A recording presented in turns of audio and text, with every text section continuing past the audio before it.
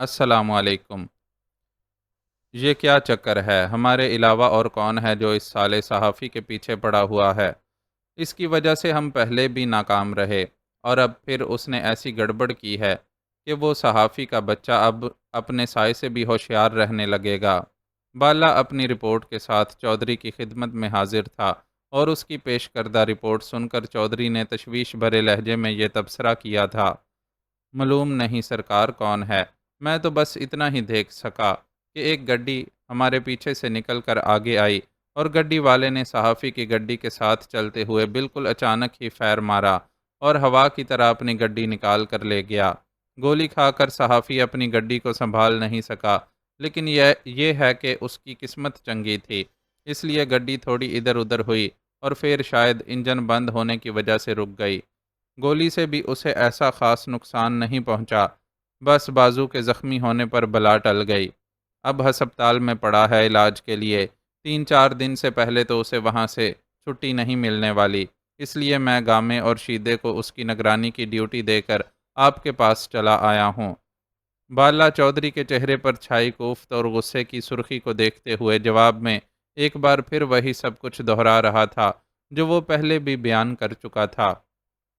چودھری کا مزاج آج کل کسی قدر برہم تھا، وہ اچھی طرح جانتا تھا کچھ نامعلوم افراد اس کے ڈیرے پر حملہ کر کے اس کے شکار آفتاب کو بہت صفائی سے نکال لے گئے تھے۔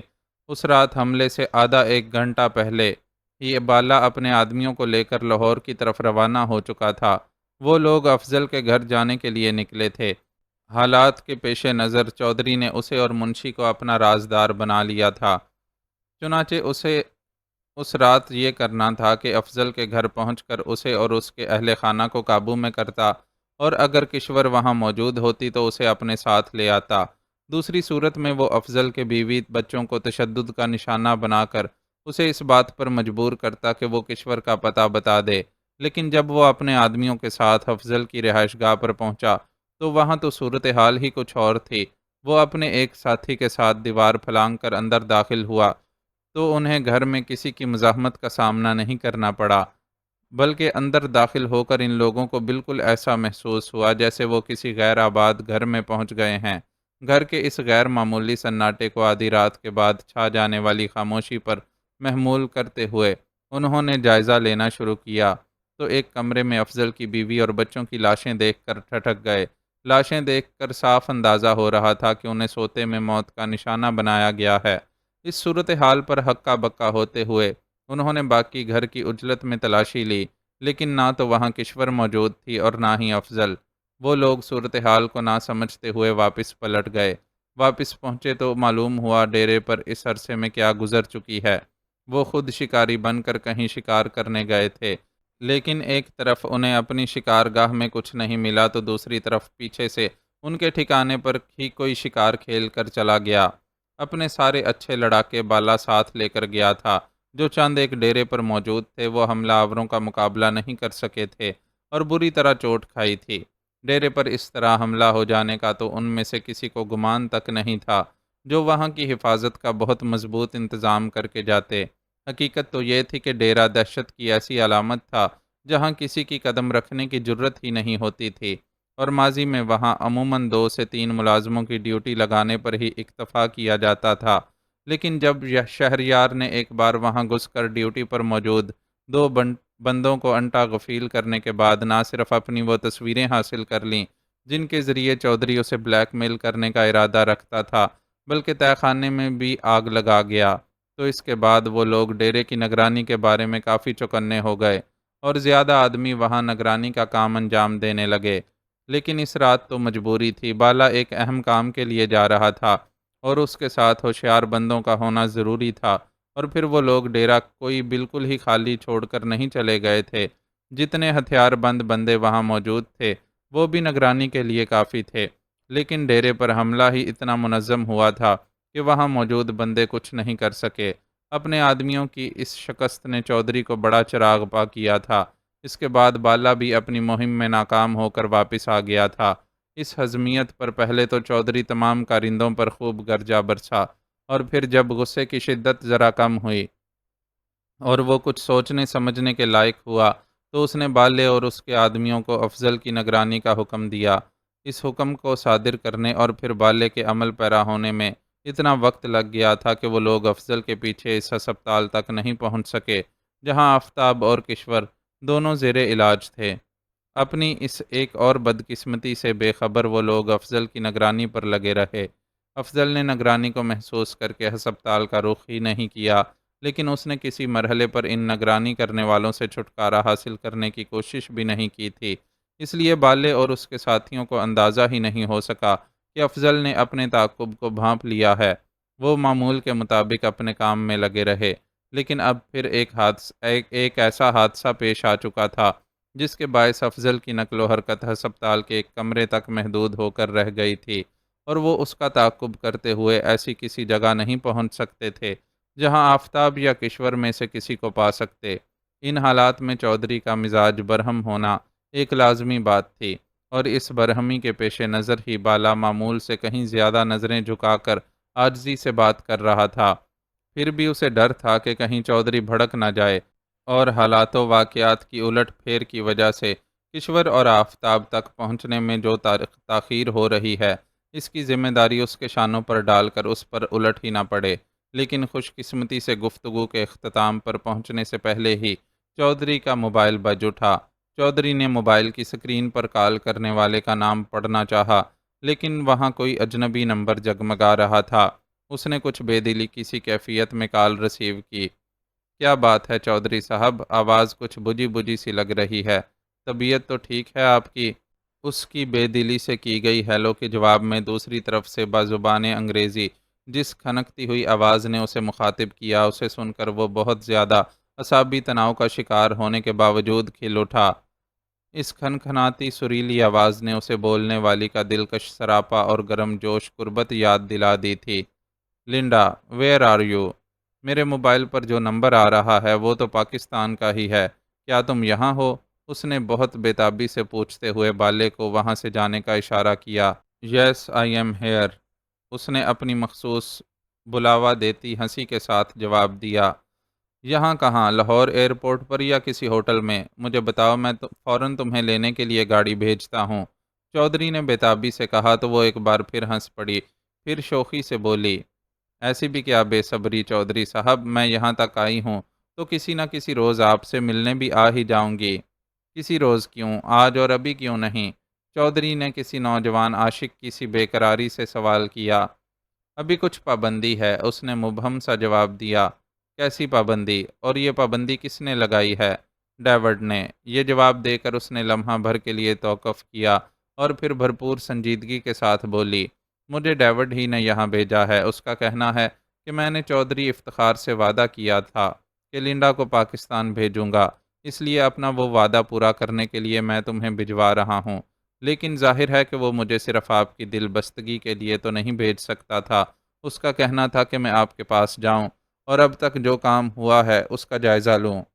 ہاں تو ٹھیک ہے، تم آؤ اور جائزہ لے لو، اس نے فوراً پیشکش کی۔ لیکن کس چیز کا؟ لنڈا کے لہجے میں اس بار طنز کی کاٹ تھی۔ آپ کیا سمجھ رہے ہیں؟ ڈیوڈ آپ کی طرف سے بے خبر ہے، اسے ساری خبر ہے، وہ جانتا ہے کہ آپ نے ابھی تک کام شروع نہیں کروایا۔ اس صورتحال پر وہ بہت برہم ہے۔ اگر میں درمیان میں نہ ہوتی تو وہ بہت سختی سے آپ سے باز پرس کرتا، لیکن میں نے آپ کی اور اپنی فرینڈ شپ کا خیال کرتے ہوئے اسے باز رکھا اور یقین دلایا کہ میرے کہنے پر آپ اپنے کام کی طرف متوجہ ہو جائیں گے۔ اب میں آپ سے کہہ رہی ہوں کہ آپ کے پاس چند دن کی مہلت ہے، تمام ضروری سامان ہم پرووائیڈ کر چکے ہیں، آپ اپنے آدمیوں کو کام پر لگا دیں۔ جب مجھ تک یہ اطلاع پہنچے گی کہ آپ کے آدمی ہمارے حسب منشا کام کر رہے ہیں تو پھر میں خود آپ سے ملاقات کے لیے رابطہ کروں گی۔ ایک تو چودھری کو یہ اندازہ تھا کہ ڈیوڈ کوئی معمولی آدمی نہیں ہے، اس کی پہنچ کسی ایسے خفیہ ادارے تک ہے جو اس جیسے زمیندار کو کیا پاکستانی حکومت تک کو ہلا کر رکھ سکتا ہے۔ دوسرے، یہ سب کہنے والی لنڈا جیسی ہوش ربا عورت تھی، اس لیے وہ برداشت سے کام لے گیا، ورنہ چودھری افتخار عالم شاہ جیسے مطلق العنان شخص سے کوئی اس دھمکی بھرے انداز میں گفتگو کرے، یہ کہاں ممکن تھا۔ لیکن اب وہ جس چکر میں پھنس چکا تھا، اس کے بعد یہ سب تو سہنا ہی تھا۔ سوری ڈارلنگ، تم اور ڈیوڈ جانتے ہی ہو کہ میں یہاں کس پریشانی میں مبتلا ہوں۔ اسی وجہ سے میں وہ کام نہیں کر سکا جس کا ڈیوڈ سے وعدہ کیا تھا۔ اس کی زندگی میں مشکل سے ہی کبھی کوئی ایسا لمحہ آیا ہوگا کہ اسے کسی سے معذرت کرنی پڑی ہو، لیکن اس وقت وہ لنڈا سے سوری کہنے پر مجبور تھا۔ وہ پریشانی آپ کا ذاتی مسئلہ ہے، ہم جس حد تک آپ کی ہیلپ کر سکتے تھے وہ ہم نے کی۔ اگر آپ ڈیوڈ کی طرف سے ملنے والی انفارمیشن پر ڈھنگ سے اور فوری ایکشن لیتے تو آپ کا مسئلہ حل ہو جاتا۔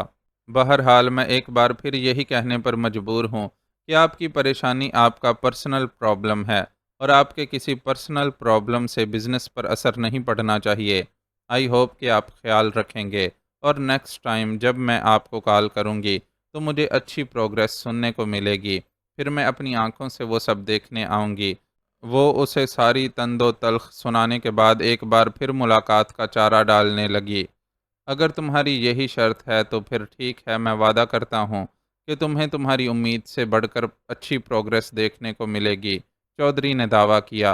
اوکے، میں آپ کے اس چیلنج کو ضرور آزمانے آؤں گی۔ فی الحال تو اتنا ہی کہہ سکتی ہوں کہ good luck and goodbye. اس نے اچانک ہی فون بند کر دیا۔ چودھری نے بےتاب ہو کر اپنے موبائل پر آنے والے نمبر پر کال بیک کرنا چاہی، لیکن وہ نمبر کسی پبلک بوتھ کا تھا جس پر کال بیک کرنا ممکن نہیں تھا۔ لعنت ہے ایسی اولاد پر جس کی وجہ سے زندگی کا مزہ کرکرا ہو کر رہ جائے۔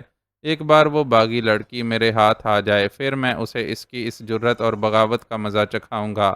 لنڈا سے رابطہ ٹوٹ جانے پر وہ بری طرح جھنجلا گیا تھا، چنانچہ غصے سے بڑبڑانے لگا۔ ویسے لنڈا کا قصہ درمیان میں نہ بھی ہوتا تو کشور کے لیے اس کے پاس کسی رعایت کی گنجائش نہیں تھی۔ خاندانی رسم و رواج سے بغاوت کرنے والی لڑکیوں کو عبرتناک انجام سے دوچار کرنے کا سلسلہ نسلوں سے ان کے خاندان میں جاری تھا، اور چودھری اس رواج کو ختم کرنے کا کوئی ارادہ نہیں رکھتا تھا۔ وہ اپنے بزرگوں کے اس نظریے پر پورا یقین رکھتا تھا کہ بغاوت کرنے والی لڑکی کو ایسی کڑی سزا دی جائے کہ آئندہ جنم لینے والی لڑکیاں بھی ان کے بارے میں سن کر تھرا اٹھیں، اور اگر کسی کے دل میں بغاوت کا خیال پیدا ہو تو بھی وہ اس انجام کا سوچ کر توبہ کر لے۔ لیکن کمال یہ تھا کہ اس نظریے اور اصول پر سختی سے کاربند ہونے کے باوجود ہر نسل میں کوئی نہ کوئی ایسی باغی لڑکی تو نکل ہی آتی تھی جو اپنے ساتھ ہونے والی ناانصافی اور ظلم پر احتجاج کرتے ہوئے خاندانی روایات سے ٹکرانے کی جرت کر ڈالتی۔ یہ اور بات کہ اس جرت کے نتیجے میں عموماً اس بیچاری لڑکی کو اپنی جان ہی گنوانی پڑتی تھی، لیکن شاید مرتے ہوئے اس کے پاس یہ اطمینان ہوگا کہ اس نے سونے سے بنے کفس کی قید میں ساری زندگی سسکتے ہوئے گزارنے کی بجائے اس کفس کو توڑ کر اڑنے کی کوشش تو کی۔ کشور نے بھی اپنی اسی باغی نسل کی پیروی کی تھی، چنانچہ اس کا باپ اسے انہی جیسے انجام سے دوچار کرنے پر تلا ہوا تھا۔ قدرے کچی پکی سی سڑک پر مہارت سے جیپ چلاتا ہوا میجر ذیشان معمول کے مطابق اپنے فرائض منصبی کی ادائیگی کے لیے جا رہا تھا کہ اچانک ہی اسے اپنی جیپ کو بریکس لگا کر روکنا پڑا۔ وہ سنہری بالوں والی کوئی عورت تھی جو سڑک کے درمیان پڑی تھی۔ فاصلے سے دیکھنے پر یہی اندازہ ہو رہا تھا کہ وہ کسی حادثے کا شکار ہوئی ہے اور اب بے ہوشی کی حالت میں پڑی ہوئی ہے۔ عورت کی حالت کے پیش نظر وہ جیپ روکنے کے بعد نیچے اترا اور تیزی سے اس کی طرف بڑھا۔ اس کے قریب آنے پر بھی عورت کے جسم میں کوئی جنبش پیدا نہیں ہوئی تو وہ اس کے نزدیک پنجوں کے بل بیٹھ گیا اور دونوں ہاتھوں کی مدد سے اسے سیدھا کیا۔ سیدھا کرنے پر عورت کا چہرہ اس کی نظروں کے سامنے آ گیا، اور یہ چہرہ یقیناً ایسا تھا کہ دیکھنے والا، خصوصاً اگر وہ مرد ہے تو چند پل کے لیے ہی صحیح مبہوت ضرور رہ جاتا تھا۔ میجر ذیشان کے ساتھ بھی ایسا ہی ہوا۔ وہ ذرا دیر کے لیے عورت کے دمکتے حسن میں کھو کر ساکت ہی رہ گیا۔ اس کی اپنی اب تک کی زندگی میں بے شمار دیسی اور بدیسی عورتوں سے ملاقات ہوئی تھی، ان میں سے بیشتر بہت خوبصورت بھی تھیں، لیکن ایسا حسن کبھی اس کے سامنے نہیں آیا تھا جسے پہلی نظر دیکھنے کے ساتھ ہی پورے جسم میں برق سی دوڑ جائے۔ شارٹ سکرٹ میں ملبوس لمبی اریاں ٹانگوں والی وہ عورت، جس کی آنکھیں فی الحال بند تھیں، اپنے وجود میں کسی جادوگرنی کا سا سحر رکھتی تھی جو پل بھر میں کسی کو بھی ساکت کر سکتی تھی۔ میجر ذیشان کے ساتھ بھی ایسا ہی ہوا، لیکن جب اسے خیال آیا کہ عورت بے ہوش ہے اور شاید اسے فوری طبی امداد کی ضرورت بھی ہے تو وہ ہڑبڑا کر اپنے سکتے کی سی کیفیت سے باہر آیا اور عورت کے سنہری دھمکتے ہوئے رخساروں کو تھپکتے ہوئے اسے ہوش میں لانے کی سعی کرنے لگا، لیکن اس کی یہ کوشش بارآور ثابت نہیں ہوئی اور عورت ہنوز بے ہوشی کی ہی حالت میں پڑی رہی۔ اس کی یہ حالت دیکھ کر وہ اپنی جیپ کی طرف پلٹا اور اس میں سے پانی کی بوتل نکال کر واپس عورت تک آیا۔ اس بار اس نے پانی کی پوری بوتل اس کے چہرے پر انڈیل ڈالی۔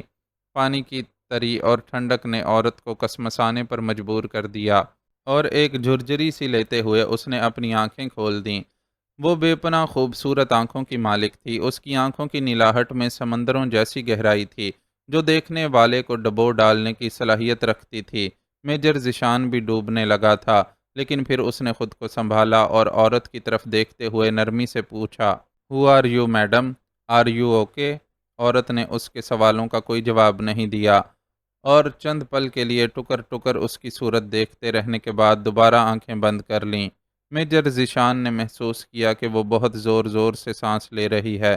سانس لینے کا یہ انداز ایسا تھا جیسے اسے اس کام میں دشواری پیش آ رہی ہو۔ عورت کی اس کیفیت سے یہ نتیجہ اخذ کرتے ہوئے کہ بے شک وہ ہوش میں آ گئی ہے لیکن مکمل طور پر فٹ نہیں ہے اور اسے طبی امداد ملنی چاہیے، اس نے اسے سہارا دے کر اپنی جیپ تک لے جانے کا فیصلہ کیا تاکہ اسے ہسپتال پہنچا سکے۔ "تھوڑی سی ہمت کیجیے میڈم اور میری جیپ میں چل کر بیٹھیے تاکہ میں آپ کو ہسپتال پہنچا سکوں." اس نے عورت سے کہا اور اسے سہارا دینے کے لیے ہاتھ آگے بڑھایا۔ عورت نے بھی اس کی بات سمجھ لی تھی، چنانچہ اپنی جگہ سے اٹھنے کی کوشش کرنے لگی۔ میجر ذیشان نے اسے سہارا دینے کے لیے اپنا دایاں بازو اس کی کمر کے گرد حمائل کر دیا۔ عورت نے کوئی تعرض نہیں کیا بلکہ خود اپنے بائیں بازو کو اس کے شانوں پر پھیلا دیا اور اپنے جسم کا سارا بوجھ اس پر ڈالتے ہوئے کھڑی ہوئی۔ عورت کی اس قربت نے میجر ذیشان کے جسم میں ایک بار پھر برق دوڑا دی۔ اس بار جسم میں دوڑنے والی برق کی شدت پہلے سے بہت زیادہ تھی۔ پہلی بار اسے صرف اس کے باروب حسن کے دیدار نے جھٹکا لگایا تھا اور اب بات لمس کی تھی۔ عورت کا لمس تو اس کے عام سا ہونے کی صورت میں بھی مرد کو ہلا ڈالنے کی صلاحیت رکھتا ہے، اور یہاں تو حسن کا شاہکار سامنے موجود تھا۔ وہ حسن کی ان تجلیوں سے خود کو سنبھالنے کی کوشش میں نڈھال ہوا جا رہا تھا، تو یہ کوئی ایسا غلط بھی نہیں تھا۔ پھر یہ حسن کوئی ڈھکا چھپا بھی نہیں تھا۔ اپنی تہذیب اور معاشرت کے اعتبار سے اس عورت نے جو لباس زیب تن کر رکھا تھا وہ اس کے جسمانی خطوط کو بہت خوبی کے ساتھ عیاں کر رہا تھا۔ ایک طرف شارٹ سکرٹ سے جھانکتی سڈول ٹانگیں تھیں تو دوسری طرف کھلے گریبان والے تنگ بلاؤز نے بھی بہت سے راز عیاں کر رکھے تھے۔ آج کل موسم خوشگوار تھا، یقیناً اس وجہ سے عورت کو اس قسم کا لباس پہننے میں قطعی تکلف محسوس نہیں ہوا ہوگا۔ یوں بھی اس کے خد و خال اور رنگت اس کے مغرب کے باسی ہونے کی گواہی دے رہے تھے۔ سرد ممالک میں رہنے والی عورتیں سردی کی شدت کو برداشت کرنے کی صلاحیت رکھتی ہیں اور معمولی درجہ حرارت گر جانے کی صورت میں اوڑھ لپیٹ کر رہنے کی عادی نہیں ہوتیں۔ چنانچہ وہ بھی اپنے منی اسکرٹ میں مزے سے تھی۔ میجر ذیشان نے ہانپتے کانپتے بمشکل اسے جیپ تک پہنچایا اور اسے فرنٹ سیٹ پر بٹھانے کے بعد خود ڈرائیونگ سیٹ سنبھال لی، لیکن فوری طور پر جیپ سٹارٹ نہیں کر سکا۔ خود کو سنبھالنے کے لیے اسے چند لمحے درکار تھے۔ ان لمحات میں اس نے دیکھا کہ عورت دونوں ہاتھوں سے سر تھامے اسے یوں دبا رہی تھی جیسے شدید درد محسوس کر رہی ہو۔ "کیا تم سر میں درد محسوس کر رہی ہو؟" میجر ذیشان نے انگریزی میں اس سے پوچھا۔ "ہاں، ایکچولی میرے سر کی پشت پر بہت زور سے ضرب لگائی گئی تھی جس کی وجہ سے میں بے ہوش ہو گئی اور اب ہوش میں آنے کے بعد کافی درد محسوس کر رہی ہوں۔ اس نے پہلی بار میجر کے کسی سوال کا جواب دیا۔ اس کا لب و لہجہ سن کر وہ سمجھ گیا کہ وہ امریکن شہری ہے۔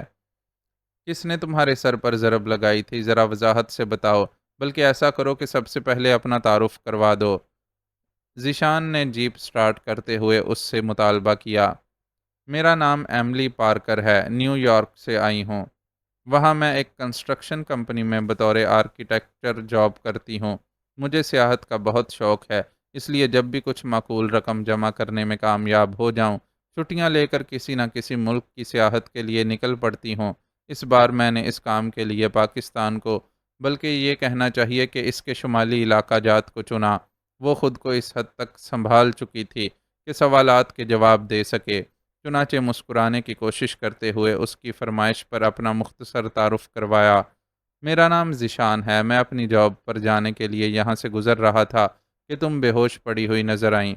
अब ये तुम बताओगी कि तुम्हारे साथ क्या बीती और तुम कैसे इस जगह बेहोश होकर गिर पड़ी। वो यूनिफॉर्म में नहीं था कि उसकी शनाख्त ज़ाहिर हो जाती। चुनाचे अपने नाम के साथ मेजर लगाए बगैर मुहतात अंदाज में अपना तारुफ करवाया।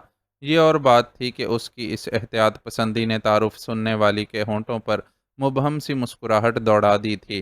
ताहम जब उसने मेजर ज़िशान के सवालों का जवाब देने के लिए उसकी तरफ रुख किया तो वो पूरी तरह संजीदा थी। मैं यहाँ एक होटल में ठहरी हुई हूँ। मेरा इरादा था कि कोई ग्रुप मिल जाए तो उसके साथ अटैच हो जाऊंगी। इस तरह सफरी अखराजात काफ़ी कम हो जाते हैं। लेकिन इत्तेफाक से आज के दिन ऐसा कोई ग्रुप रवाना नहीं हो रहा था। मैंने सोचा चलो आज यहीं इर्द गिर्द घूम फिर कर दिन गुजार लिया जाए। चुनाचे मैं सुबह नाश्ते से पहले होटल से निकल खड़ी हुई। मैंने अपने साथ सिर्फ अपना हैंड बैग लिया था और इरादा था कि आधे एक घंटे की वॉक के बाद जहाँ कोई मुनासिब होटल नज़र आया वहाँ नाश्ता कर लूँगी। लेकिन फिर यह हादसा पेश आ गया। मैं इस सड़क से गुजर रही थी कि किसी ने पीछे से मेरे सर पर वार कर दिया। वार इतना शदीद था कि मैं फ़ौरन ही बेहोश हो गई। अब तुम्हारी कोशिशों से होश में आई हूँ और होश में आने के बाद मुझे मेरा हैंड बैग नज़र नहीं आया। इसका मतलब है कि मुझ पर हमला करने वाला कोई चोर उचक्का था जिसने सिर्फ हैंड बैग हासिल करने के लिए ही ये हरकत की थी। एमली की बताई तफसील ने मेजर को शर्मिंदा कर दिया। वो एक गैर मुल्की थी जिसे उसके वतन में लूट लिया गया था। चुनाचे उसे सख्त अफसोस हुआ। ऐसा करते हैं कि पहले थाने चलकर इस वारदात की रिपोर्ट लिखवा देते हैं। यहाँ इस तरह के जराइम आम नहीं हैं। बल्कि तुम्हारे साथ जो कुछ हुआ है इसे सुनकर मुझे काफ़ी हैरत हुई है। इस इलाके में तो दुनिया भर से सियाह आते रहते हैं और कभी उन्हें इस तरह की कोई परेशानी नहीं उठानी पड़ी। मुझे लगता है कि इस वारदात के पीछे कोई बाहर से आया हुआ बंदा है। क्या तुमने हमलावर को देखा था? नहीं, मैंने बताया ना कि उसने मुझ पर पीछे से वार किया था, इसलिए मुझे उसे देखने का मौका ही नहीं मिल सका। एमली ने अपने सर की पुश्त सहलाते हुए मेजर के सवाल का जवाब दिया। खैर वो जो कोई भी था, मुझे उम्मीद है कि उसे ढूंढ लिया जाएगा और उससे तुम्हारा सामान बरामद हो जाएगा। उसने एमली को तसल्ली दी और जीप का रुख मकामी थाने की तरफ कर दिया। थाने में एमली से उसके हैंडबैग की रंगत, साख्त और उसमें मौजूद सामान की तफसीलात के अलावा कई दूसरे सवालात भी किए गए। वो लोग रिपोर्ट दर्ज करवा कर थाने से बाहर निकले तो काफ़ी वक्त गुजर चुका था। मेरे ख्याल में तुम मेरी वजह से अपने ऑफिस पहुंचने में लेट हो गए हो। एमली ने कदरे तासुफ का इजहार करते हुए ज़िशान से कहा। कोई बात नहीं, तुम्हारी मदद करना भी मेरा फ़र्ज़ था। एक तो वो उसके साथ होने वाली वारदात पर शर्मिंदा था, दूसरे उसके रोबे हुस्न ने भी कुछ इस तरह जकड़ा हुआ था कि दिल किसी तौर उसे छोड़कर जाने पर आमादा नहीं था। चुनाचे मुस्कुराते हुए बहुत इखलाक से उसकी बात का जवाब दिया और मज़ीद बोला, तुमने बताया था कि नाश्ता किए बगैर अपने होटल से निकल खड़ी हुई थी। ऐसा करते हैं कि किसी अच्छी सी जगह नाश्ता कर लेते हैं। इसके बाद मैं तुम्हें डॉक्टर के पास ले चलूँगा। तुम्हारे सर पर लगाई जाने वाली चोट से खून बेशक नहीं निकला, लेकिन फिर भी एक नज़र डॉक्टर को दिखा लेना मुनासिब रहेगा। मेरे ख्याल में डॉक्टर को दिखाने की ज़रूरत नहीं है। सर में मामूली सा दर्द है। मैं कोई पेन किलर लूँगी तो ठीक हो जाएगा। अलबत्ता नाश्ता मैं ज़रूर करूँगी। बल्कि तुम ऐसा करो कि मुझे मेरे होटल तक ले चलो। इस तरह तुम मुझे ड्रॉप भी कर दोगे और हम साथ नाश्ता भी कर लेंगे। एमली ने तजवीज़ पेश की, जिस पर साद करते हुए मेजर ज़िशान ने जीप का रुख इस होटल की तरफ कर दिया जहाँ वो मुकीम थी। होटल का नाम वो इस वक्त सुन चुका था जब एमली थाने में रिपोर्ट लिखवा रही थी। ये एक अच्छी शोहरत का हामिल खूबसूरत सा होटल था जिसके अहाते में सेब के बहुत से दरख्त लगे हुए थे। होटल का डाइनिंग हॉल निचली मंजिल पर था जबकि रिहायशी कमरे ऊपर थे। होटल के अहाते में गाड़ी रोकने के बाद मेजर ज़िशान ने एमली के साथ डाइनिंग हॉल का रुख किया। लेकिन अभी वो एक दो कदम ही आगे बढ़े थे कि एमली ज़रा सा लड़खड़ाई और मेजर का बायां बाजू दबोचने के अंदाज में पकड़कर उसका सहारा लिया। Are you okay? उसने खुद भी उसे सहारा देते हुए तशवीश से पूछा। बस ज़रा चक्कर से आ रहे हैं। ऐसा करते हैं कि ऊपर मेरे रूम में चलते हैं, नाश्ता वहीं मंगवा लेंगे। उसने नकाहत भरी आवाज़ में जवाब दिया। اگر تمہاری طبیعت زیادہ خراب ہو رہی ہے تو ہم پہلے ڈاکٹر کے پاس چلتے ہیں، ذیشان نے تشویش سے اسے دیکھتے ہوئے کہا۔ نہیں، پہلے ناشتہ کر لیتے ہیں، ہو سکتا ہے کہ ناشتہ کر کے میری طبیعت سنبھل جائے۔ اگر ایسا نہیں ہوا تو پھر ڈاکٹر کے پاس چلیں گے۔ ایملی نے انکار کر دیا۔ مجبوراً اس نے اس کی بات مان لی۔ کمرے کے دروازے کی اضافی چابی اس نے کاؤنٹر کلرک سے لے لی تھی۔ خود ایملی کے پاس موجود چابی تو اس کے ہینڈ بیگ کے ساتھ ہی چلی گئی تھی۔ ایملی کو سہارا دیے دیے وہ پتھروں سے بنی سیڑھیاں چڑھتا ہوا اس کے کمرے کی طرف بڑھا۔ سیڑھیوں کی تعمیر میں سرخ پتھر استعمال کیا گیا تھا اور حفاظت و سہارے کے لیے لگائی گئی ریلنگ سفید رنگ کی تھی۔ اس ریلنگ پر گلابی پھولوں والی سبز بیل لپٹی ہوئی تھی۔ ایملی کا تقریباً سارا بوجھ اپنے بازوؤں پر سنبھالے اس خوبصورت سے راستے سے گزرتے ہوئے میجر ذیشان اپنے جذبات میں خاصی ہلچل محسوس کر رہا تھا۔ ایسی عورت اور ایسا ماحول کسی بھی مرد کو سحر زدہ کر دینے کے لیے بہت ہوتا ہے۔ وہ بھی اس سحر میں گرفتار ہوتا جا رہا تھا۔ خود کو بڑی مشکل سے قابو میں رکھتے ہوئے وہ ایملی کے کمرے تک پہنچا اور ایک ہاتھ سے دروازے کا لاک کھولا۔ لاک کھولنے کے بعد وہ دونوں اندر داخل ہوئے۔ مجھے بیڈ پر لیٹا دو، کچھ دیر لیٹنے سے آرام آ جائے گا تو پھر اس کے بعد ناشتہ کریں گے۔ اندر پہنچنے پر ایملی نے خواہش ظاہر کی۔ اس کے کہنے پر وہ اسے سہارا دیے ہوئے بیڈ تک لے گیا اور جھک کر نرمی سے اسے وہاں لٹایا۔ اسے لٹانے کے بعد وہ سیدھا ہونا چاہتا تھا لیکن نہ ہو سکا۔ ایملی نے ابھی تک اس کا بازو اپنی گرفت میں لے رکھا تھا۔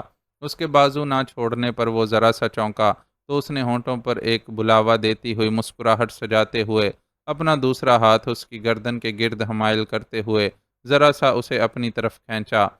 وہ اس ذرا سے کھینچنے پر ہی گرتا چلا گیا کہ کوئی چور خواہش تو پہلے ہی اندر مچل رہی تھی۔ ایملی پر گرتے ہی اس نے سب سے پہلے اس کے نرم و گداز سینے کا لمس محسوس کیا۔ تنگ بلاؤز میں قید حسن کا یہ منبع سانسوں کے زیر و بم سے ایک ردم میں حرکت کرتا پہلے ہی بہت دیر سے اس کے ضبط کا امتحان لے رہا تھا۔ اب جو اس درجے قربت ملی تو اسے یوں لگا کہ وہ ریشم کے کسی ڈھیر پر جا گرا ہے۔ خود سپردگی پر آمادہ ایملی کے ریشم جیسے بدن کی نرماہٹوں اور گداز میں ڈوبتے ہوئے اسے بالکل بھی اس بات کا خیال نہیں رہا تھا کہ ریشم کے تاروں میں الجھنے کے بعد پھر ان سے نجات پا لینا آسان نہیں ہوتا۔ اس کے سامنے گویا کوئی ناقابل یقین منظر تھا۔ اس ایک چہرے کی دید کے لیے وہ کتنا ترسی تھی۔ پہاڑی قید خانے کی تنہائیوں سے لے کر برف زاروں کی صعوبتوں کو سہتے سہتے گویا یہ امکان ہی معدوم ہو گیا تھا کہ وہ کبھی دوبارہ اس شخص کو دیکھ پائے گی، اور اب جب کہ وہ دوبارہ اسے اپنے روبرو دیکھ رہی تھی تو اپنی آنکھوں پر یقین نہیں آ رہا تھا۔ کیسی ہو ماہبانو؟ وہ مسکراتا ہوا اس سے مخاطب ہوا تو گویا بے جان تصویر میں جان پڑ گئی۔ اس نے چاہا کہ خود سے پوچھے جانے والے اس سوال کا جواب دے سکے، لیکن حلق میں اٹک جانے والے آنسوؤں کے گولے نے اسے بولنے نہیں دیا، اور یکدم ہی آنکھوں سے آنسوؤں کا ریلا سا بہہ نکلا۔ یہ کیا بیوقوف لڑکی، اللہ کا شکر ادا کرو کہ اس نے تمہیں اتنے مشکل حالات سے نکال کر ایک بار پھر نئی زندگی عطا کی ہے۔ جہاں تک ممکن ہو سکے اس زندگی کو ہنستے مسکراتے گزارنے کی کوشش کرو۔ مشکلوں اور پریشانیوں کا کیا ہے، یہ تو آتی جاتی رہتی ہیں۔ آج اگر وقت تمہارے لیے سخت ہے تو آنے والے کل میں یقیناً تمہارے حصے میں بہت سی خوشیاں اور آسانیاں بھی لکھی ہوں گی۔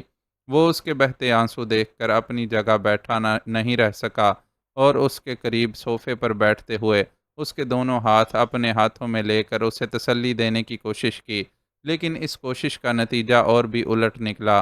وہ بجائے رونا ترک کرنے کے مزید شدت سے آنسو بہانے لگی اور ہچکیاں لیتے ہوئے اس کے سینے سے لگ گئی۔ شہریار کے لیے یہ صورتحال بہت اچانک تھی۔ ایک خوبصورت اور نوخیز لڑکی جو کہ اس کے دل سے بہت قریب تھی اس کے سینے سے لگی تھی، اور وہ رونے کی وجہ سے ہچکولے لیتے اس کے جسم کا گداز اپنے بدن پر محسوس کر سکتا تھا۔ وہ گویا دوہرے امتحان میں گر گیا۔ ایک طرف اس کا رونا دل کو تکلیف دے رہا تھا تو دوسری طرف اس کی اس درجے قربت جسم و جان کو سلگھا رہی تھی۔ خود کو سنبھالو ماہبانو، یوں سمجھو کہ قدرت نے تمہیں زندگی گزارنے کا ایک اور سنہری موقع فراہم کیا ہے۔ تم نے جو پچھلے تکلیف دہ دن گزارے ہیں اس کا ایک بہت اچھا نتیجہ بھی سامنے آیا ہے۔ تمہیں یہ تو معلوم ہی ہوگا کہ تمہیں جس پہاڑی غار میں قید کیا گیا تھا وہ مکمل طور پر تباہ ہو گیا ہے۔ اس تباہی میں وہاں موجود تقریباً سارے ہی لوگ مارے گئے ہیں۔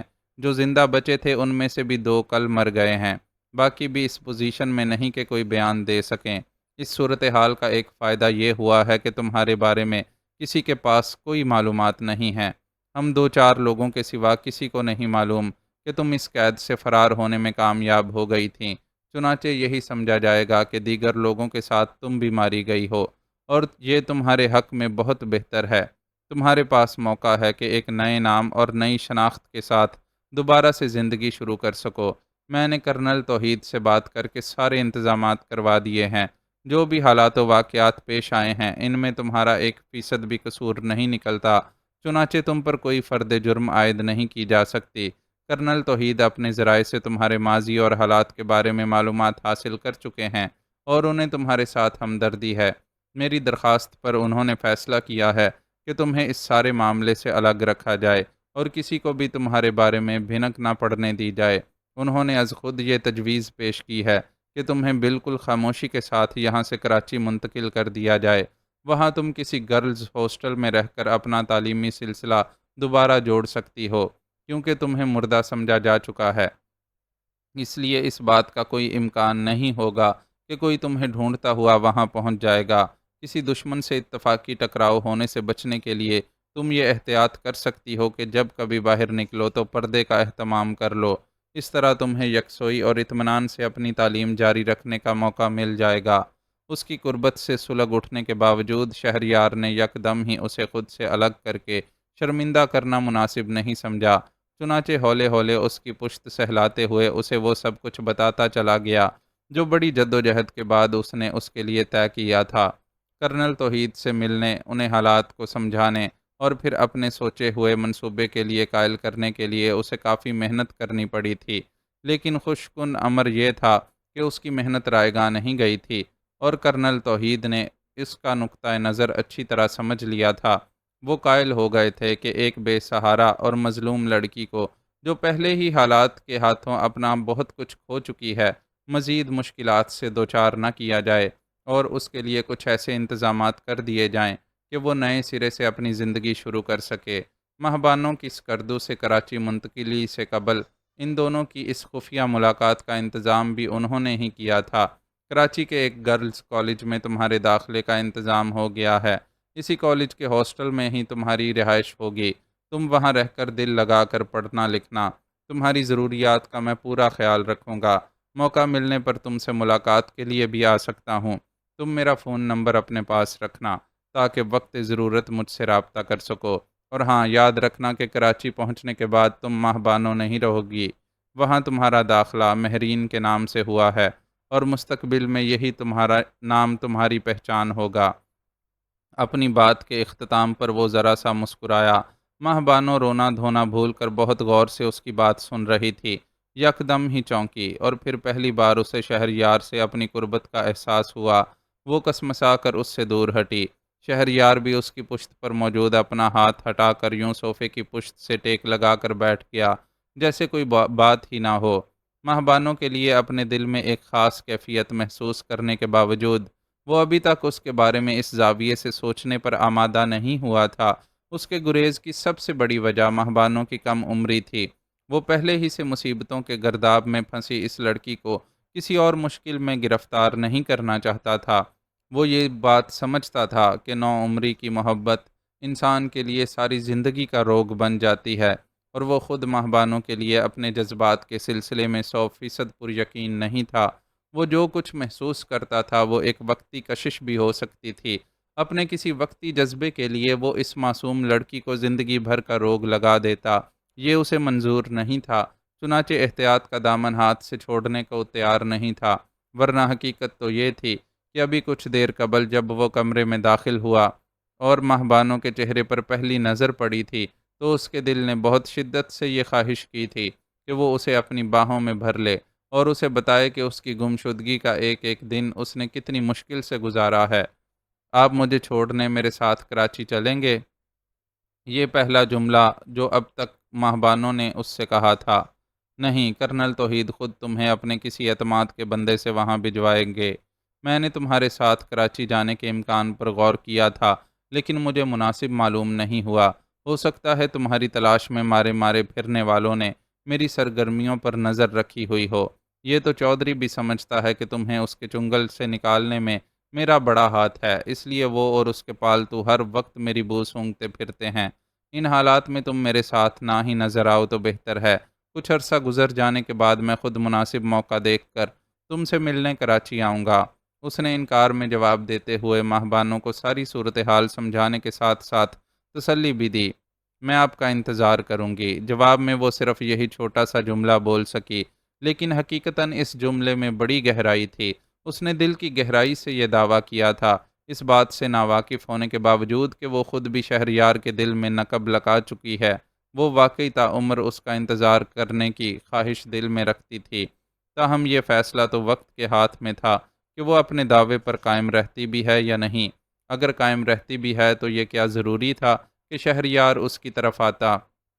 اصولاً تو اس کا انتخاب کوئی ایسی لڑکی ہی ہونی چاہیے تھی جو تعلیم، عمر اور مرتبے میں اس کی ہم پلہ ہوتی۔ لیکن ماہبانو بھی کیا کرتی کہ وہ محبت جیسے بے بس کر دینے والے جذبے کی زد میں آئی ہوئی تھی، اور یہ جذبہ تو ہر حقیقت اور سچائی کو فراموش کر کے بس اپنی ہی کرنے پر تلا رہتا ہے۔ یہ سب کیا ہے افضل؟ مجھے اخبار سے پتہ چلا کہ تم پر قاتلانہ حملہ ہوا ہے۔ خود تم تو مجھے کچھ بتاتے نہیں ہو، اور جب مجھے معلوم ہوتا ہے تو میں شرمندہ ہو جاتا ہوں کہ یہ ساری مصیبت میری وجہ سے تم پر آئی ہے۔ اس پر قاتلانہ حملے کی اطلاع اس کے حلقے میں تیزی سے پھیل گئی تھی، اور فوری طور پر اخبارات میں بھی یہ خبر شائع ہو گئی تھی۔ اس خبر کے ساتھ پچھلے دنوں ہونے والے اس کی بیوی بچوں کے قتل کا حوالہ بھی دیا گیا تھا۔ خبر شائع ہونے سے پہلے ہی جو صحافتی دنیا کے لوگ تھے، انہوں نے اس کے موبائل پر فون کر کے اس کی خیریت دریافت کرنی شروع کر دی تھی۔ باقیوں کو خبر کی اشاعت کے بعد معلوم ہو گیا، چنانچہ اس کے موبائل پر کالز کا تانتا سا بند گیا۔ وہ بہت زیادہ زخمی نہیں تھا، گولی نے صرف بازو کے گوشت کو متاثر کیا تھا، اور چند ایک چوٹیں گاڑی کو اچانک لگنے والے جھٹکے کی وجہ سے آئی تھیں۔ اس لیے بستر پر لیٹے لیٹے آرام سے کالز ریسیو کر رہا تھا۔ اس کی اس مصروفیت کو دیکھ کر البتہ ڈاکٹر نے اسے ٹوکا تھا کہ وہ مسلسل فون کالز اٹینڈ کرنے کی بجائے اگر آرام کرے تو بہتر رہے گا۔ ڈاکٹر کی ہدایت کے بعد وہ نمبر دیکھ کر صرف بہت ضروری کالز ہی ریسیو کر رہا تھا۔ اس بار اس کا موبائل بجا تو سکرین پر آفتاب کا نمبر جگمگا رہا تھا۔ وہ سمجھ گیا تھا کہ آفتاب تک اس پر ہونے والے حملے کی اطلاع پہنچ گئی ہے۔ چنانچہ اس نے آواز میں حتی الامکان بشاشت بھرتے ہوئے اس کی کال ریسیو کی، لیکن بہرحال وہ اس کی آواز کی بشاشت سے متاثر نہیں ہوا تھا، اور دکھ اور شرمندگی کی ملی جلی کیفیت میں اپنے جذبات کا اظہار کرتا چلا گیا۔ میں ٹھیک ہوں یار، تم میری فکر نہ کرو، اور خواہ کی شرمندگی بھی مت پالو۔ تمہاری اس حساسیت کی وجہ سے ہی میں جان بوجھ کر تمہیں کچھ بتانے سے گریز کرتا ہوں، لیکن صحافی ہونے کی مجبوری ہے کہ جو بات چھپانا چاہوں یار لوگ اسے بھی چھاپ کر دم لیتے ہیں، اور بات چھپنے کی بجائے چھپ جاتی ہے۔ اس نے ہلکے پھلکے انداز میں آفتاب کو بہلانے کی کوشش کی۔ تمہارے کہنے سے میری فکر مندی دور نہیں ہو سکتی افضل۔ میں جانتا ہوں کہ یہ چودھری ہی ہے جو میری وجہ سے تمہارے پیچھے پڑ گیا ہے، لیکن اب میں نے سوچ لیا ہے کہ میں خود اپنے آپ کو چودھری کے حوالے کر دوں گا، تاکہ کم از کم تمہاری جان تو چھوٹے۔ بس تم مجھ پر اتنا احسان اور کرنا کہ کشور کو کسی محفوظ جگہ منتقل کر کے اس کا خیال رکھنا۔ وہ میرے بچے کی ماں بننے والی ہے، اور میں چاہتا ہوں کہ میں نہ صحیح میری محبت کی نشانی ضرور اس کے پاس رہے۔ اس نے اپنا ارادہ ظاہر کرتے ہوئے افضل سے درخواست کی۔ بکواس مت کرو، تمہارا دماغ تو خراب نہیں ہو گیا جو اس قسم کی باتیں سوچ رہے ہو؟ صرف ایک اندازے کی بنیاد پر تم اپنے آپ کو چودھری کے حوالے کرنے چلے ہو، یہ سوچے بغیر کہ تمہیں اس کے چنگل سے بچانے کے لیے کسی نے کتنی کوشش کی تھی۔ تمہاری جذباتیت کی وجہ سے اس شخص کی محنت اور میری قربانی دونوں رائے گاں چلی جائیں گی۔ اس کا ارادہ جان کر افضل کو شدید غصہ آیا، چنانچہ بری طرح اسے ڈپٹنے لگا۔ مجھے ہر بات کا احساس ہے، لیکن میں تمہاری جان کی قیمت پر اپنی جان بچانے کی خود غرضی نہیں دکھا سکتا۔ اس کے سخت لہجے کا برا مانے بغیر آفتاب نے اپنا نقطۂ نظر بیان کیا۔ تم جذبات سے کام لے رہے ہو دوست، یہ لازمی نہیں ہے کہ مجھ پر قاتلانہ حملہ کروانے والا چودھری ہی ہو۔ میں صحافی ہوں اور میری ڈھیروں دشمنیاں ہیں۔ تم تو خود اس فیلڈ سے منسلک ہو۔ تم نہیں جانتے کہ یہاں جہاں ذرا سی کسی کی دم پر پیر رکھ دو، وہ مرنے مارنے پر تل جاتا ہے۔ اور میری دشمنیوں میں سے ایک بڑی دشمنی تو مہتاب کی وجہ سے بھی ہے۔ خود پر حملے سے پہلے میرے سامنے ایک ایسی بات آئی تھی جس کو سن کر میں یہ سوچنے پر مجبور ہو گیا تھا کہ شاید ہم چودھری کو مجرم سمجھ کر غلطی کر رہے ہیں۔ ایڈیٹر صاحب نے بتایا تھا کہ جس رات مہتاب کا قتل ہوا اس دن کوئی شخص مجھ سے ملنے دفتر آیا تھا اور اس نے خود کو مہتاب کا کزن ظاہر کرتے ہوئے دفتر سے میرے گھر کا پتہ حاصل کر لیا تھا۔ مجھے لگتا ہے وہ شخص مہتاب کا وہی کزن ہے جس سے اس کی منگنی ہوئی تھی اور جو اتنے برسوں سے ہمیں تلاش کرتا پھر رہا تھا۔ اب اتفاق سے ایک ایسے وقت میں وہ ہمیں تلاش کرنے میں کامیاب ہو گیا جبکہ چودھری افتخار بھی ہمارا دشمن بنا ہوا ہے۔ چنانچہ میری اور تمہاری دونوں کی توجہ اسی کی طرف رہی اور میں اپنے دشمن نمبر 1 کو بھول گیا۔ لیکن اب جو صورتحال میرے سامنے آئی ہے اس کے پیش نظر میں تم سے یہی کہوں گا کہ کوئی حماقت کرنے کی ضرورت نہیں ہے۔ پتہ چلا کہ تم جذبات میں آ کر خود کو چودھری کے حوالے کر دو اور یہاں میں اپنے دشمن کے ہاتھوں مارا جاؤں۔ افضل نے بہت تیزی سے خود پر قابو پا لیا تھا اور اب رسان سے آفتاب کو ساری صورتحال سمجھا رہا تھا۔ کہیں ایسا تو نہیں کہ تم مجھے میرے ارادے سے باز رکھنے کے لیے اپنے سسرالی دشمن کا بہانہ بنا رہے ہو؟ آفتاب نے اس کی بات سن کر مشکوک لہجے میں پوچھا۔ بالکل نہیں، اگر تم حالات کا عقل سے تجزیہ کرو تب بھی یہ بات واضح ہے کہ چودھری کو میرے قتل سے کچھ نہیں ملنے والا۔ مہتاب اور بچوں کو اگر اس نے اشتعال میں قتل کروا بھی دیا ہے تو اب میرے سلسلے میں یہ غلطی نہیں کر سکتا۔ میری موت کا مطلب ہوگا کہ اس نے تم تک پہنچنے کا راستہ کھو دیا۔ اگر اس حادثے کے پیچھے چودھری ہوتا تو لاجیکلی اس کے بندے مجھ پر گولی چلانے کی بجائے مجھے گھیرنے اور تشدد کے ذریعے تمہارا پتہ معلوم کرنے کی کوشش کرتے۔ افضل کی اس دلیل میں جان تھی، چنانچہ آفتاب کو قائل ہونا پڑا۔ جو بھی بات ہو اب تم اپنا بہت خیال رکھنا یار، تم جیسے قیمتی دوست کو کھونے کا حوصلہ نہیں ہے مجھ میں۔ وہ فون بند کرنے سے پہلے اسے یہ ہدایت کرنا نہیں بھولا تھا۔ اس کی اس فکر مندی پر افضل نے پھیکی سی مسکراہٹ کے ساتھ موبائل ایک طرف رکھتے ہوئے آنکھیں موند لیں۔ اسے آفتاب کے خلوص پر کوئی شک نہیں تھا، بلکہ وہ خود بھی اسے اپنے دوستوں میں سے سب سے قیمتی خیال کرتا تھا۔ لیکن مہتاب اور بچوں کے بعد گویا ہر شخص کی محبت بے معنی ہو کر رہ گئی تھی۔ مہتاب نام کی وہ عورت جو اس کی بیوی اور 2 بچوں کی ماں تھی، اس کے لیے کتنی اہم تھی وہ چاہتا بھی تو لفظوں میں بیان نہیں کر سکتا تھا۔ اس نے مہتاب کو بے تحاشا چاہا تھا اور جواب میں اس نے بھی اسے ہر وہ خوشی دی تھی جو اس کے اختیار میں تھی۔ مہتاب اور بچوں کے ساتھ اپنی چھوٹی سی دنیا بسانے کے بعد اس نے گویا ہفتے اقلیم کی دولت پا لی تھی اور اب یہ دنیا اجڑی ہوئی تھی تو باقی کی ساری دنیا بے معنی ہو کر رہ گئی تھی۔ سر آپ کی میڈیسن کا ٹائم ہو گیا ہے۔ وہ خیالوں کی دنیا میں جانے کب تک ڈوبا رہتا کہ اس آواز کو سن کر چونک کر آنکھیں کھولنی پڑیں۔ وہ کوئی میل نرس تھا جو اپنے ہاتھ میں موجود ٹرے اس کے سرہانے موجود سائڈ ٹیبل پر رکھ رہا تھا۔ اسے دیکھ کر افضل نے اٹھ کر بیٹھنے کی کوشش کی۔ جب تک وہ بیٹھتا میل نرس اس کی طرف رخ کر چکا تھا۔ مخصوص سفید لباس میں ملبوس، سنہری بالوں اور نیلی آنکھوں والے اس میل نرس کو شناخت کرنے میں اسے کچھ دشواری پیش آ سکتی تھی اگر اس کے ہاتھ میں دبا ننھا سا جدید ساخت کا پسٹل دکھائی نہ دے رہا ہوتا۔ وہ وہی تھا جو اپنی شکست کا بدلہ لینے کے لیے برسوں سے انتقام کی آگ دل میں جلائے انہیں ڈھونڈتا پھر رہا تھا۔ اپنے اس جنونی رکیب کو نظروں کے سامنے دیکھ کر افضل کو کوئی شک نہیں رہا کہ مہتاب اور بچوں کا قتل اسی کے ہاتھوں ہوا ہے اور اب وہ اپنے انتقام کی آگ بجھانے کے لیے اس کے خون کی بھینٹ لینے آ پہنچا ہے۔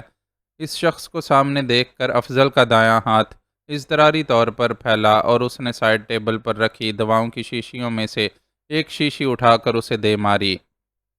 اس کی ماری گئی شیشی سیدھی پستول بردار کی آنکھ پر جا لگی اور وہاں سے خون کا فوارہ سا پھوٹ پڑا، لیکن اسی اثنا میں وہ بھی اپنا کام کر چکا تھا۔ اس کے ہاتھ میں موجود پسٹل جس کا رخ افضل کے سینے کی طرف تھا چل چکی تھی اور اس کی افضل کی چیخ تقریباً ایک ساتھ ہی بلند ہوئی تھی۔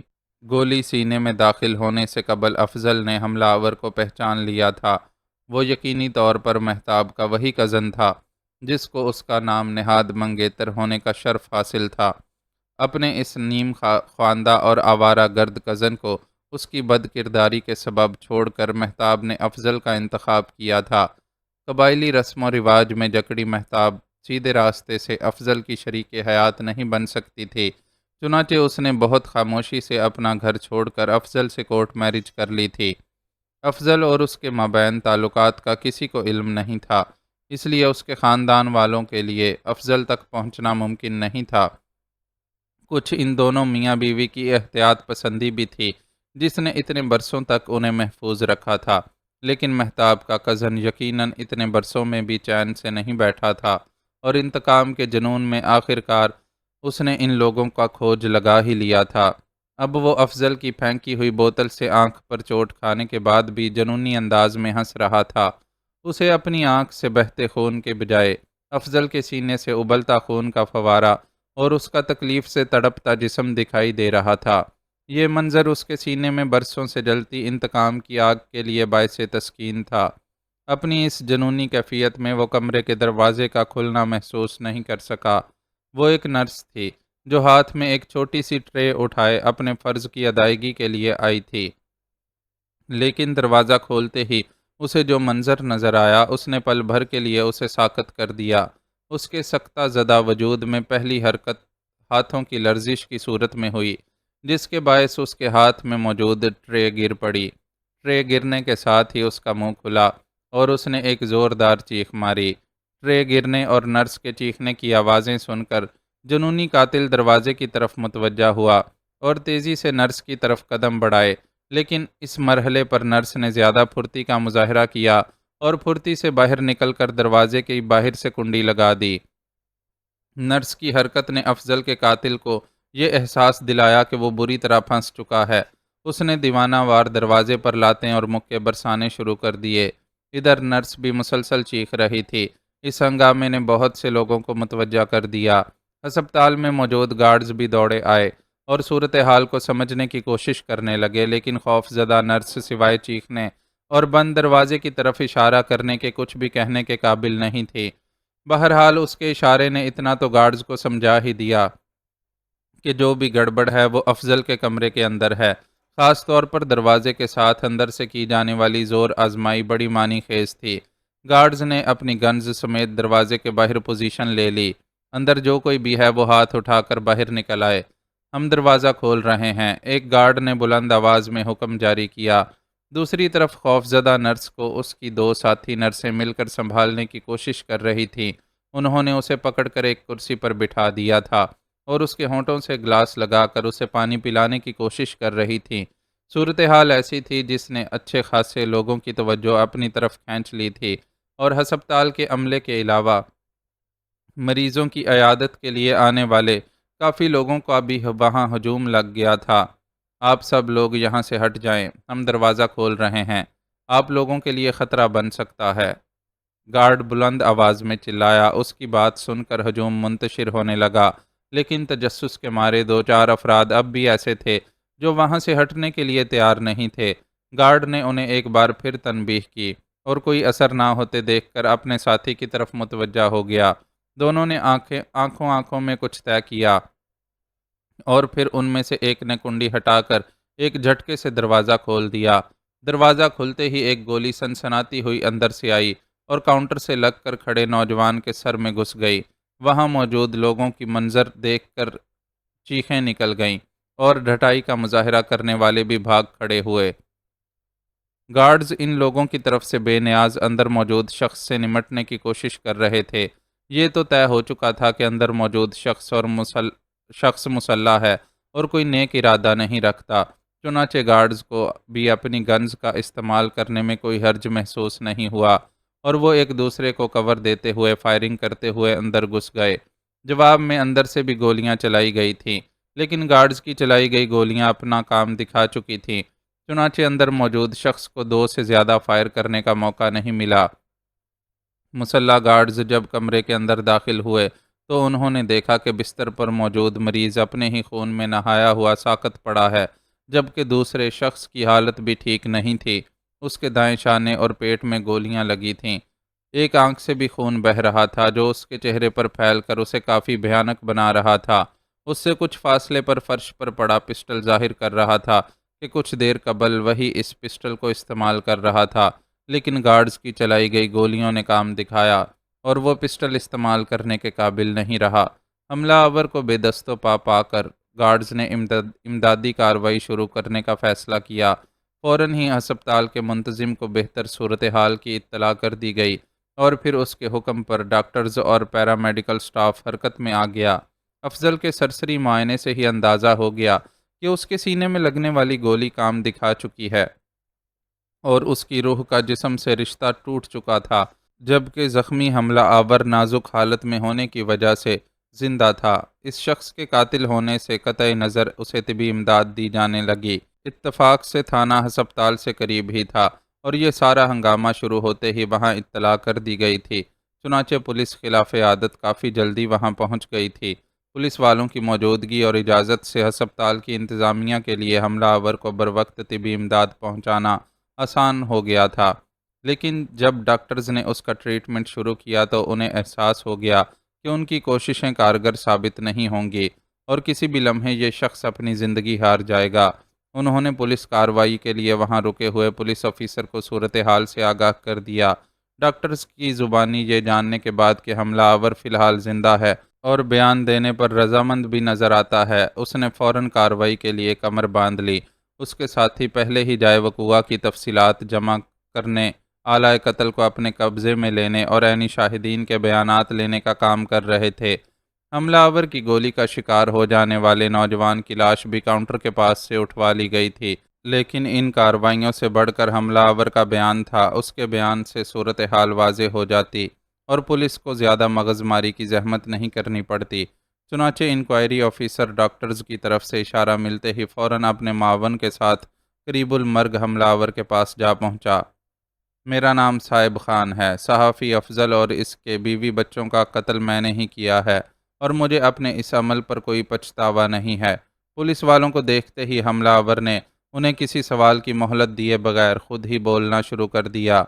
تم نے ان لوگوں کو کیوں قتل کیا؟ کیا تمہاری افضل سے کوئی دشمنی تھی؟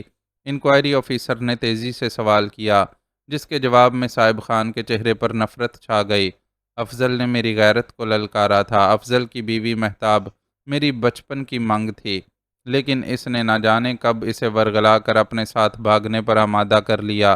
اس نے یہ کام اتنی ہوشیاری سے کیا تھا کہ مجھ سمیت کوئی بھی اندازہ نہیں لگا سکا کہ مہتاب کو ورغلا کر لے جانے والا وہ ہے۔ بہرحال میں نے قسم کھائی تھی کہ جس کسی نے بھی یہ کام کیا ہے، میں مرتے دم تک اسے تلاش کروں گا اور اس سے انتقام لے کر رہوں گا۔ صائب خان کے ہر لفظ سے زہر ٹپک رہا تھا۔ اس کی حالت سے صاف ظاہر تھا کہ اسے سانس لینے میں مشکل پیش آ رہی ہے، لیکن اس حالت میں بھی وہ نفرت و غصے کے جذبات سے بھرا ہوا تھا۔ در حقیقت اپنے قول کے مطابق اس نے مرتے دم تک اپنی غیرت کو للکارنے والے سے دشمنی نبھائی تھی۔ پھر تمہیں کیسے معلوم ہوا کہ افضل ہی تمہاری کزن مہتاب کو بھگا کر لے گیا تھا؟ پولیس آفیسر کو صائب خان کی اکھڑتی سانسوں سے زیادہ ساری کہانی جان لینے میں دلچسپی تھی۔ ایک دن میں ٹی وی پر ایک ٹاک شو دیکھ رہا تھا، تب میں نے افضل کو دیکھا اور مجھے یاد آیا کہ ایک بار یہ صحافی ہمارے ہاں آ کر رکا تھا۔ اگرچہ یہ مہتاب کے غائب ہونے سے بہت پہلے کی بات تھی، لیکن پھر بھی میرے دل میں یہ خیال آ گیا کہ ہو سکتا ہے کہ اس سارے معاملے کے پیچھے افضل ہو۔ اپنے شک کی بنیاد پر میں افضل کو تلاش کرتا ہوا لاہور آ گیا۔ یہاں آ کر مجھے اس کے دفتر کا پتہ معلوم کرنے میں زیادہ مشکل نہیں ہوئی۔ دفتر ہی سے میں نے اس کے گھر کا پتہ حاصل کر لیا اور خاموشی سے وہاں پہنچ کر نگرانی کرنے لگا۔ میرے ذہن میں یہ بات تھی کہ اگر مہتاب ہی افضل کی بیوی ہے تو وہ کسی وقت تو گھر سے باہر نکلے گی اور میں اسے پہچان لوں گا۔ مہتاب گھر سے باہر تو نہیں نکلی، لیکن افضل کے گھر پہنچنے پر اس نے گیٹ کھولا تو مجھے اس کی ایک جھلک نظر آ گئی۔ اسے دیکھ کر میرے تن بدن میں آگ لگ گئی۔ میں اس وقت تو وہاں سے واپس آ گیا، لیکن آدھی رات کے بعد پھر وہاں پہنچا۔ میرا ارادہ تھا کہ سوتے میں خاموشی سے افضل اور مہتاب کا کام تمام کر دوں گا، لیکن اس رات جب میں ان کے گھر میں داخل ہوا تو افضل گھر پر نہیں تھا۔ میں نے مہتاب اور اس کے بچوں کو گولی مار کر ختم کر دیا اور اس کے بعد افضل کی طاق میں رہنے لگا۔ ایک بار مجھے موقع ملا تو افضل کو اس کی قسمت نے بچا لیا، لیکن وہ کب تک بچتا؟ دیکھ لو، آخر کار میں نے اس سے اپنا انتقام لے ہی لیا۔ اپنی بات کے اختتام پر صاحب خان نے ایک وحشیانہ کہکہا لگایا، لیکن اپنے کہکہے کی تاب نہیں لا سکا۔ اس کی ڈوبتی ابھرتی سانسوں میں اس کہکہے نے اکھاڑ پچھاڑ مچا دی۔ وہاں موجود ڈاکٹر تیزی سے اس کی طرف لپکا۔ اس کی زندگی سے پہلے ہی مایوسی ظاہر کر دینے کے باوجود ڈاکٹر کو اپنی پیشہ ورانہ ذمہ داری تو نبھانی ہی تھی۔ ویسے اسے حیرت تھی کہ صاحب خان نے اتنا لمبا چوڑا بیان کس طرح دے دیا۔ یقیناً یہ اپنے مقصد میں کامیابی کا نشہ تھا، جو اس نے موت کی آغوش میں جاتے جاتے بھی بڑے فخر سے اپنا سارا کارنامہ سنا ڈالا تھا۔ میں نے حادثے کے متعلق معلومات حاصل کر لی ہیں۔ اب میں تمہیں بتا سکتی ہوں کہ کیا ہوا تھا جس کی وجہ سے ہم اپنا اتنا اہم ٹھکانہ کھو بیٹھے۔ لنڈا نیو یارک میں موجود ڈیوڈ کو رپورٹ پیش کرنے کے لیے تیار تھی۔ میجر ذیشان سے اس نے ایک رات میں ہی اتنا کچھ اگلوا لیا تھا کہ اس پر صورتحال واضح ہو گئی تھی۔ گڈ، مجھے تم سے اسی تیز رفتاری کی امید تھی، اسی لیے تو میں نے تمہاری جدائی گوارا کر کے تمہارا پاکستان جانا منظور کر لیا تھا۔ اس کی طرف سے کامیابی کی نوید سن کر ڈیوڈ کھل اٹھا۔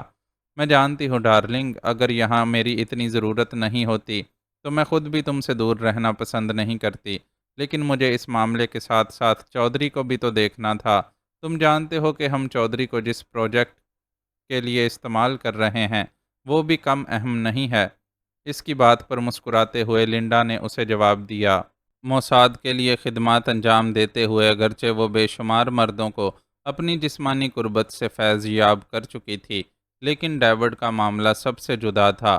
وہ واقعی ڈیوڈ سے محبت کرتی تھی۔ میں سب سمجھتا ہوں، تم باقی باتیں جانے دو اور فی الحال مجھے اس معاملے کی تفصیلات بتاؤ کہ تم نے کیسے اور کیا معلومات حاصل کیں۔ اپنے مقامی نمائندے سے ہمیں یہ تو معلوم ہو ہی گیا تھا کہ اس کیس کی تحقیقات آرمی انٹیلیجنس کا ذیشان نامی ایک میجر کر رہا ہے۔ بس میں اس میجر کو اپنے دام میں لے آئی اور توقع کے خلاف ایک رات میں ہی اس سے بہت کچھ اگلوا لیا۔ بیچارہ شاید عرصے سے عورت کی قربت کے لیے ترسا ہوا تھا، اس لیے فوراً ہی میرے سامنے گھٹنے ٹیک دیے۔ میجر ذیشان اور اپنے آدمیوں سے مجھے جو معلومات حاصل ہوئی ہیں، ان کے مطابق ہمارے نقصان کا سبب وہ لڑکی مہبانو بنی ہے جسے تم نے اغوا کروا کر پہاڑی ٹھکانے پر قید کیا تھا۔ اسسٹنٹ کمشنر شہریار عادل نے چونکہ اسے اپنی ذمہ داری پر بلتستان بھجوایا تھا، چنانچہ وہ اس کے اغوا کا سن کر بہت پریشان ہوا اور اس نے اپنے ڈرائیور مشابرم خان کو بھائی کی تدفین میں شرکت کے علاوہ مہبانوں کی تلاش کے لیے بھی بلتستان روانہ کر دیا۔ مشابرم خان خود بھائی کی موت کا انتقام لینے کے لیے پاگل ہو رہا تھا، چنانچہ اس نے دل و جان سے مہبانوں کو اغوا کرنے والوں کی تلاش شروع کر دی۔ ہمارے لوگ اس کی ساری کارروائیاں دیکھ رہے تھے، لیکن انہیں امید نہیں تھی کہ مشابرم خان مہبانوں تک پہنچ سکے گا، لہٰذا انہوں نے اسے چھیڑنا غیر ضروری سمجھا اور دور سے ہی اس پر نظر رکھے رہے۔ وہ اپنی تلاش کے سلسلے میں پہاڑوں کی طرف روانہ ہوا، تب بھی کسی نے اسے روکنے کی کوشش نہیں کی۔ یہی خیال تھا کہ وہ کسی صورت پہاڑی ٹھکانے تک نہیں پہنچ سکتا اور ناکام ہو کر خود ہی واپس پلٹ جائے گا، لیکن مشابرم خان کی قسمت نے اس کا ساتھ دیا اور وہ ٹھکانے پر جا پہنچا۔ وہاں اس کی ہمارے آدمیوں سے جھڑپ ہو گئی اور کچھ اس طرح کی صورتحال پیش آئی کہ پہلے وہاں موجود ایندھن میں پھر اسلحے کے ذخیرے میں آگ لگ گئی، جس کا نتیجہ دھماکوں کی صورت میں نکلا اور وہاں موجود تقریباً سارے ہی لوگ مارے گئے۔ چند ایک افراد کے ساتھ مشابرم خان زخمی حالت میں زندہ بچ نکلا اور اس نے آرمی والوں کو ساری تفصیلات سنا دیں۔ باقی زخمیوں میں سے 2 آدمی زخموں کی تاب نہ لا کر مر گئے، جبکہ 3 کو ہمارے آدمیوں نے باری باری خفیہ طور پر موت کی نیند سلا دیا تاکہ وہ کوئی بیان دینے کے لیے باقی نہ رہیں۔ مشابرم خان تک البتہ ان کی رسائی نہیں ہو سکی۔ اس کی اہمیت کے پیش نظر آرمی انٹیلیجنس والوں نے اسے بہت خفیہ طور پر اپنی تحویل میں رکھا ہوا ہے۔ خود میجر ذیشان بھی اب اپنے آفیسر کرنل توحید کو مطلع کیے بغیر اس سے ملاقات نہیں کر سکتا۔ اس کا مطلب ہے کہ مہبانو بھی اب زندہ نہیں رہی۔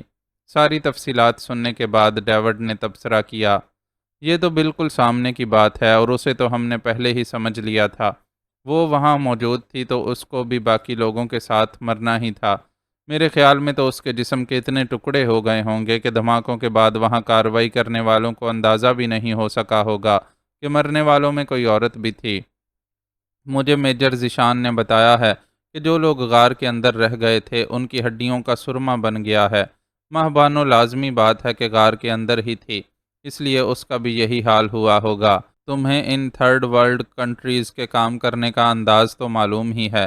یہ لوگ اتنی محنت کہاں کرتے ہیں کہ ملبے سے ملنے والے ایک ایک عضو کا تجزیہ کریں۔ انہوں نے تو بس سب کچھ سمیٹ کر ایک اجتماعی قبر میں دفنا دیا ہوگا۔ ویسے بھی آرمی انٹیلیجنس اپنی نااہلی کو چھپانے کے لیے اس حادثے کی اصلیت چھپانے کی کوشش کر رہی ہے۔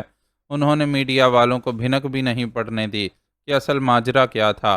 لنڈا کے لہجے میں وہی تحقیر تھی جو ترقی یافتہ ممالک کا شاید ہر فرد تیسری دنیا کے افراد کے لیے اپنے دل میں محسوس کرتا ہے۔ اپنے اسی طرز فکر کی وجہ سے اس نے میجر ذیشان کو مہبانوں کے سلسلے میں کریدنے کی کوشش نہیں کی تھی، ورنہ اس کی معلومات زیادہ اور مکمل اور مستند ہوتیں۔ پاکستان آرمی انٹیلیجنس کا شک کس پر ہے؟ وہ اس سیٹ اپ کے پیچھے کس کا ہاتھ سمجھ رہے ہیں؟ ہماری پلاننگ کے مطابق ان کا شک انڈیا پر ہی گیا ہے۔ اسلحہ اور دیگر ساز و سامان چونکہ زیادہ تر ہم نے انڈیا سے ہی اسمگل کروا کر وہاں پہنچایا تھا، اس لیے انہوں نے انڈیا کو ہی اس کا ذمہ دار سمجھا ہے۔ ویسے بھی دونوں ملکوں کے درمیان دشمنی اتنی گہری ہے کہ وہ اپنے اپنے ملک میں ہونے والی ہر تخریبی کارروائی کا ذمہ دار ایک دوسرے کو ہی ٹھہراتے ہیں۔ لنڈا کا یہ جواب کافی حد تک حقیقت پر مبنی تھا۔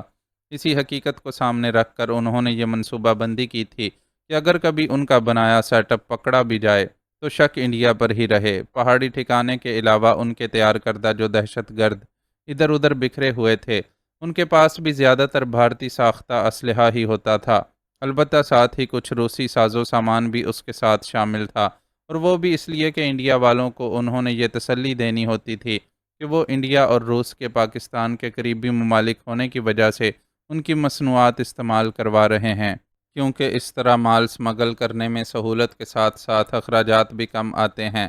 چلو کم از کم یہاں تک تو ہم کامیاب رہے، ورنہ یہ سوچ سوچ کر کے پہاڑی ٹھکانے کی تباہی کے ساتھ ساتھ ہماری اس پر کی گئی کثیر سرمایہ کاری بھی برباد ہو گئی ہے۔ میرا سر پھٹنے لگا تھا۔ عام آبادی سے ہٹ کر بالکل الگ تھلگ اور محفوظ لوکیشن دوبارہ ملنا اور پھر وہاں نیا سیٹ اپ قائم کرنا اتنا آسان نہیں ہوگا۔ اس پروجیکٹ پر تو ہم نے انڈیا کو یہ لالچ دے کر بھی اچھی خاصی سرمایہ کاری ان سے کروائی تھی کہ ابھی پاکستان اور اس کے درمیان جنگ چھڑی تو پہاڑی ٹھکانے پر موجود جنگجو کے بہت کام آئیں گے۔ ڈیوڈ کا دکھ کسی طرح کم نہیں ہو پا رہا تھا۔ جو ہوا اسے جانے دو، سب کچھ بہرحال ختم نہیں ہوا ہے۔ ہمارے تربیت یافتہ لوگ پورے پاکستان میں پھیلے ہوئے ہیں اور انہیں کبھی بھی کسی بھی مقصد کے لیے استعمال کیا جا سکتا ہے۔ لنڈا نے ڈیوڈ کو تسلی دی، اور یہ تسلی اتنی غلط بھی نہیں تھی۔ وہ لوگ واقعی بھارتی ایجنٹس کے ساتھ مل کر اپنا بہت وسیع نیٹ ورک قائم کر چکے تھے۔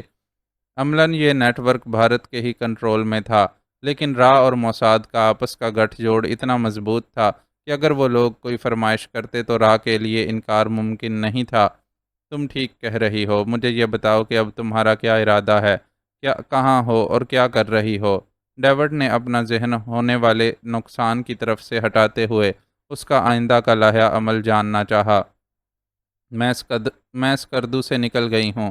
ویسے تو میں نے میجر ذیشان کو پوری طرح نشے میں مدہوش کرنے کے بعد اس سے ساری معلومات حاصل کی تھیں، اور مجھے امید ہے کہ اسے بالکل بھی یاد نہیں ہوگا کہ وہ مجھے کیا کچھ بتا چکا ہے۔ پھر بھی میرا مزید یہاں ٹھہرنا مناسب نہیں تھا، اس لیے میں فوری طور پر نکل گئی۔ ویسے بھی مجھے اب چودھری کو نمٹانا ہے، اس سے فارغ ہو کر میں جلد از جلد واپس تمہارے پاس پہنچنا چاہتی ہوں۔ Okay, wish you best of luck. تم جلد از جلد اپنا کام مکمل کر کے واپس آؤ، میں یہاں بے قراری سے تمہارا انتظار کر رہا ہوں۔ ڈیوڈ نے بھی جواباً اس پر اپنی محبت جتائی اور پھر سلسلہ منقطع کر دیا۔ اس سے رابطہ ختم ہونے کے بعد لنڈا ایک اور شخص سے رابطہ کرنے کی کوشش کرنے لگی۔ جلد ہی وہ اپنی اس کوشش میں کامیاب ہو گئی۔ حکم کیجیے میڈم، آج آپ کو ہماری یاد کیسے آ گئی؟ مخصوص کوڈ ورڈ کی ادائیگی کے بعد جب دوسری طرف سے موجود شخص کو یقین ہو گیا کہ وہ لنڈا ہے تو اس نے بڑے خوشامدی لہجے میں پوچھا۔ وہ ان لوگوں میں سے تھا جنہیں لنڈا کا قرب حاصل کرنے کا شرف حاصل ہو چکا تھا۔ ایک بار کی قربت میں ہی وہ اس حد تک اس کا گرویدہ ہو گیا تھا کہ اس کے کہنے پر کچھ بھی کر سکتا تھا۔ ویسے تو اگر لنڈا کی جگہ کوئی بدصورت عورت ہوتی تب بھی اسے اس کے حکم کی پیروی کرنی ہی ہوتی کہ موساد کی ٹاپ ایجنٹ کو ٹالنا اس کے بس کی بات نہیں تھی۔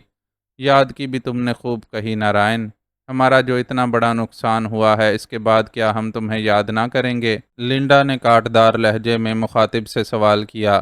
بالکل میڈم، بالکل، بلکہ میں تو یہ کہوں گا کہ جو کچھ ہوا وہ آپ سے بڑھ کر ہمارا نقصان ہے۔ نارائن فوراً سنجیدہ ہو گیا۔ تو پھر کوئی ایسا کام کرو کہ نقصان کی تلافی بے شک نہ ہو، لیکن ہمارا دشمن بھی بری طرح بلبلا اٹھے۔ اس نے یوں فرمائش کی جیسے اپنے کسی عاشق سے کسی عمدہ ریسٹورنٹ میں ڈنر کا وعدہ لے رہی ہو۔ آپ فکر نہ کریں میڈم، یہ کام ہو جائے گا۔ ہم خود بھی پہلے سے اس کی پلاننگ کر رہے ہیں۔ نارائن نے اسے تسلی دی۔ بہت خوب، تمہاری عمدہ کارکردگی کا انعام سمجھو کہ مجھ پر ادھار رہے گا۔ جب کبھی ہمارا ملنا ہوا میں تمہیں یہ انعام دینے میں دیر نہیں لگاؤں گی۔ لنڈا نے اسے کسی لالچی بچے کی طرح لالی پاپ دکھایا۔ اسے یقین تھا کہ دوسری طرف موجود نارائن کی ابھی سے رال ٹپکنے لگی ہوگی۔ راہ کے ایک اعلیٰ عہدیدار کی حیثیت سے کام کرنا اپنی جگہ، لیکن مستقبل میں لنڈا کی قربت کا وعدہ اسے کئی گنا فعال کر دیتا، اور نارائن جیسے صفاک فطرت آدمی کی اعلیٰ کارکردگی میں اتنی صفاکی تو بہرحال ہوتی کہ پاکستانیوں کو ایک لمبی مدت تک اپنے زخم چاٹنے پڑتے۔ معزز ناظرین و سامعین، لائک، کمنٹس اور شیئر ضرور کریں۔ شکریہ۔